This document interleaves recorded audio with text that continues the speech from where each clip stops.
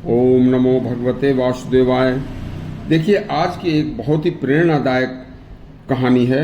यह कहानी सन 1925 में पुरी के शंकराचार्य स्वामी भारती कृष्ण तीर्थ की है, जिन्होंने अपने देशभक्ति के आगे स्वयं को जेल जाना स्वीकार कर लिया था, लेकिन अंग्रेजों के सामने झुके नहीं थे।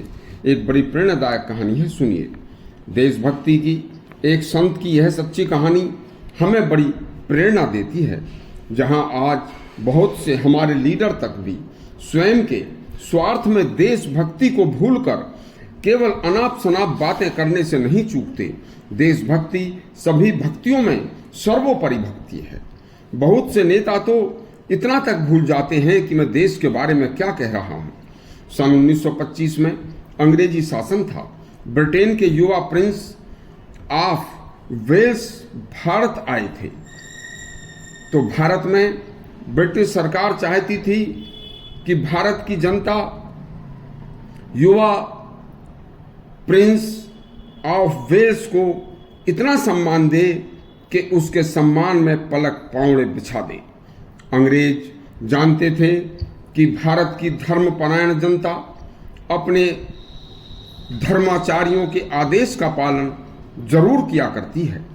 इसके लिए सरकार ने पुरी के शंकराचार्य स्वामी भारती कृष्ण तीर्थ से कहा कि तुम हिंदू धर्म के सिद्धांत के अनुसार अपने अनुयायियों को यह आदेश दें कि वे राजकुमार वेल्स का भगवान विष्णु के प्रतिनिधि के रूप में स्वागत करने के लिए पहुंचे।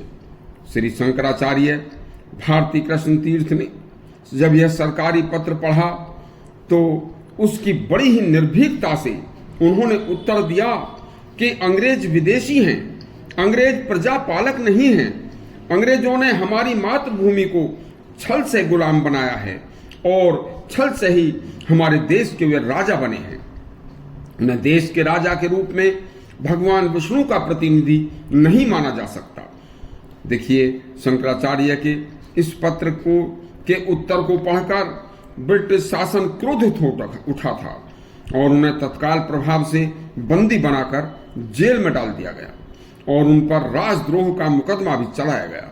जेल में स्वामी जी को बड़ी बड़ी यातनाएं दी गई, लेकिन स्वामी जी अपनी बात से नहीं डिगे।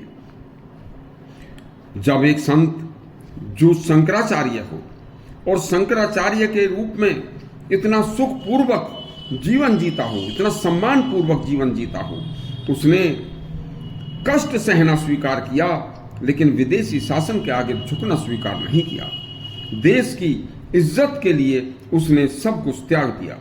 आज जो लोग केवल सत्ता सुख के लिए देश का हित अनदेखा कर देते हैं तथा देशभक्तों पर बिना सिर पैर के आरोप लगा देते हैं, उन्हें इस तरह के संत से शिक्षा लेनी चाहिए और देश हित में देश हित को सर्वोच्च समझना चाहिए।